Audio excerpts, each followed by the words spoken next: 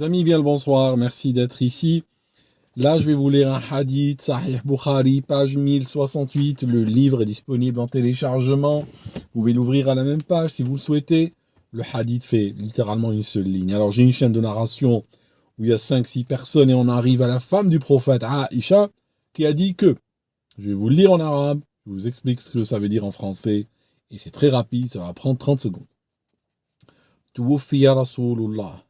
ودرعه مرهونة عند يهودي ب30 صاعا من شعير. Elle a dit, le prophète de l'islam, ou l'envoyé d'Allah dans le texte, l'envoyé d'Allah est décédé alors que son bouclier était en gage chez un juif contre 30 sa, une quantité d'orge commune. Ok.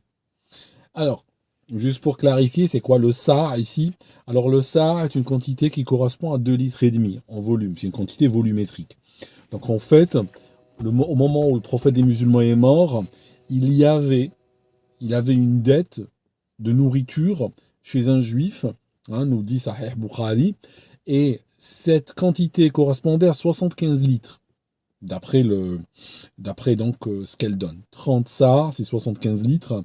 J'ai regardé un document de la douane canadienne qui donne un peu la masse volumique de l'orge. Et en fait, ça correspond à 47 kilos, cette quantité. Bon. Maintenant, si on va analyser ce hadith, on a quand même, et ça c'est extraordinaire, j'aimerais bien que s'il y a un Boukharis qui passe par là, j'aimerais bien qu'il m'explique pourquoi toujours cette obsession à ramener des juifs comme ça dans le texte et on profitait pour mettre le prophète de l'islam dans une situation particulièrement humiliante.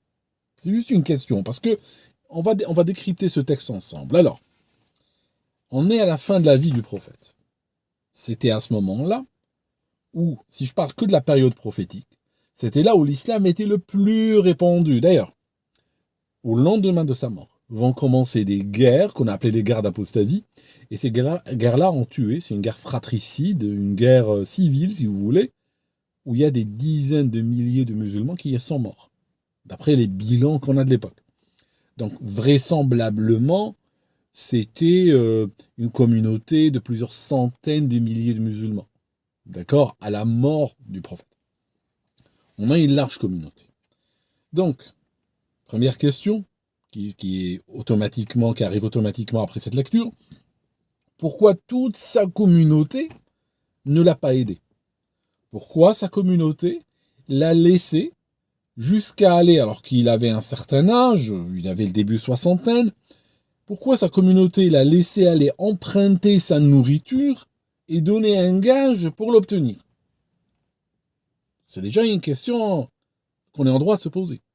Est-ce que les musulmans étaient contre le prophète? Est-ce qu'ils lui parlaient plus? Pourtant, ce n'est pas ce qu'on a comme historique. D'accord? On a comme historique qu'ils étaient très proches de lui, qu'ils étaient très entourés. Donc pourquoi il doit aller jusqu'à la communauté juive pour emprunter de la nourriture? D'accord? Ça, c'est le premier point.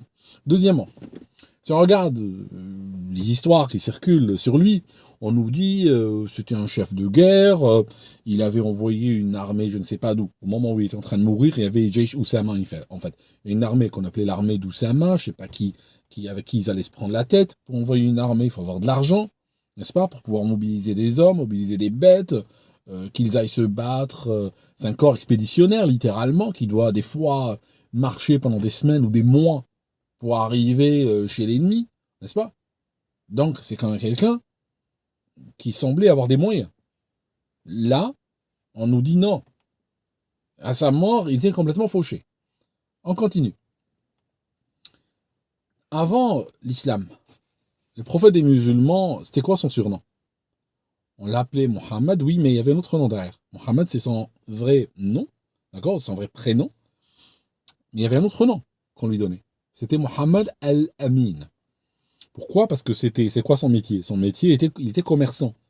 En tant que commerçant, il avait gagné la confiance de tout le monde, chez les Arabes, mais chez les autres tribus, et en dehors de son cercle immédiat.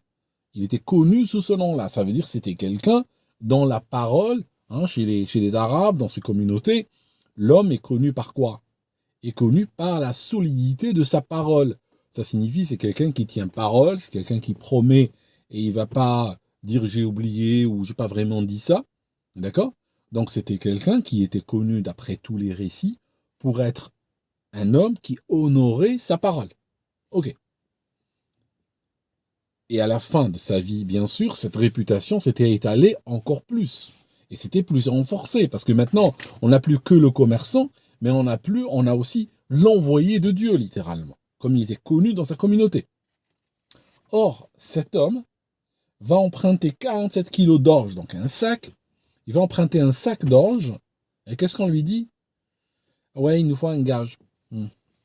Ta parole toute seule comme ça, ne pourra pas garantir un sac d'orge. Il va falloir nous donner un gage, quelque chose, en échange. Comme ça, on est sûr que si tu le rends pas, ben, on a quelque chose en retour.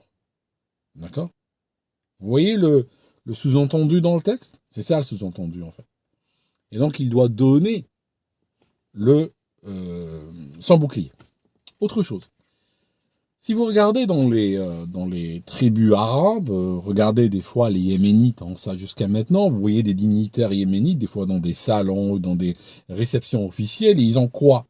Ils ont une grosse ceinture, et ils ont le khinjar, ils ont un gros couteau. D'accord?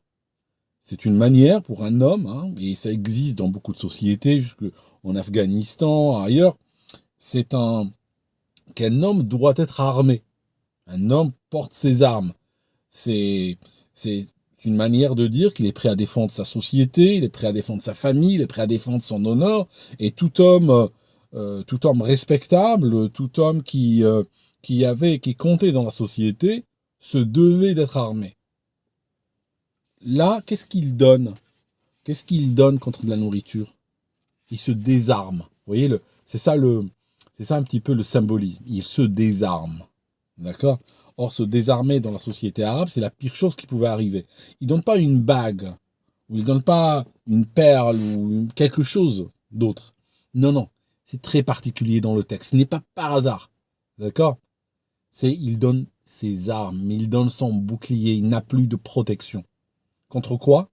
Ben, contre de la nourriture. Ça signifie il vend la chose la plus importante pour un homme dans cette société-là, ses armes, son bouclier, il les donne contre quoi?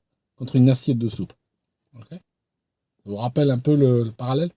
Donc, on est dans un parallèle pratiquement isavique ici. Hein? D'accord?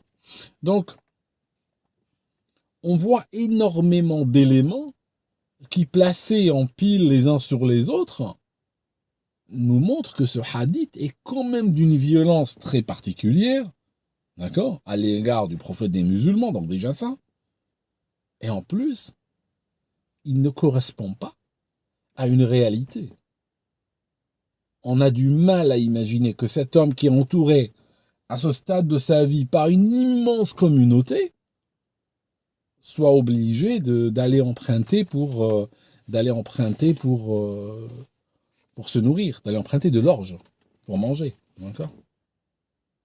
C'est pareil le hadith que j'ai sorti la dernière fois de l'assassinat de Ka'b ibn Ashraf, le poète. Vous savez, dans la société arabe, je ne la juge pas, la société arabe de l'époque, je ne la juge pas selon les critères d'aujourd'hui. Je n'ai pas dit dans la vidéo pourquoi ils ont tué Ka'b ibn Ashraf.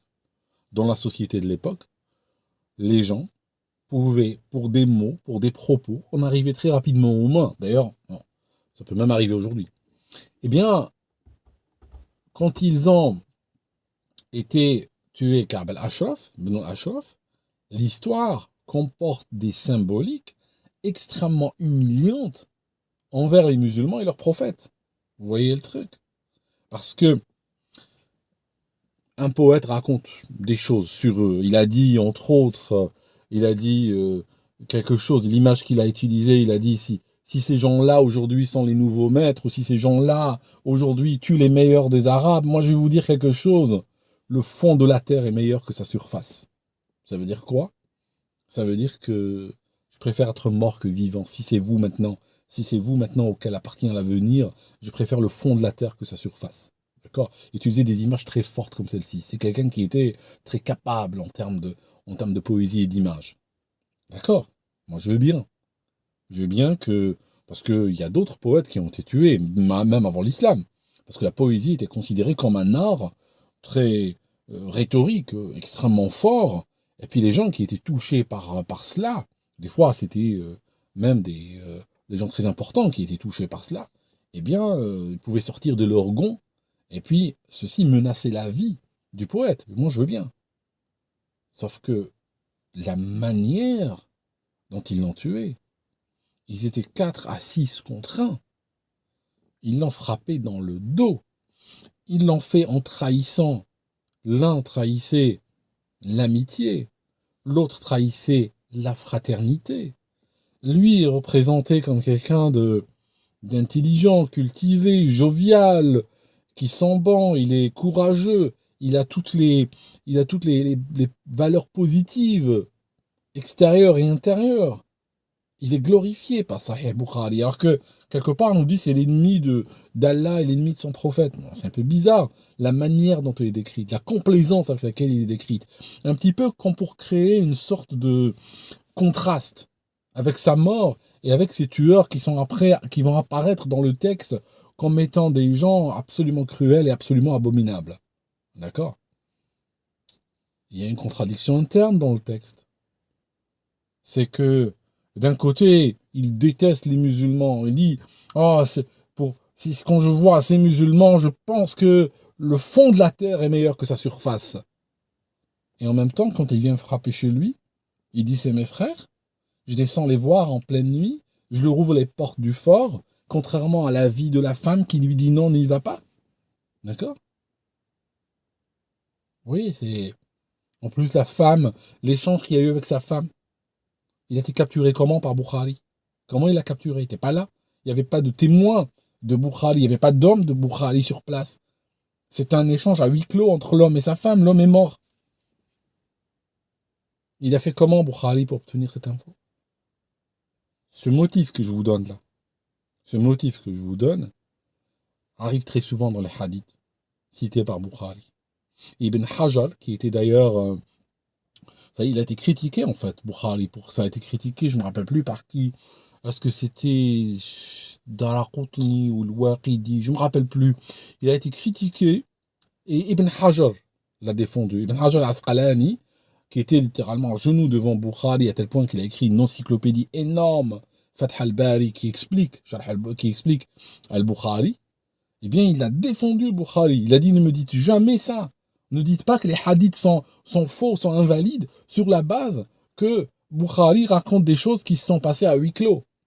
Pourtant, c'est quand même dans le hadith, si on n'a pas une chaîne de transmission qui se continue jusqu'à la personne qui parle, eh ben on a une coupure.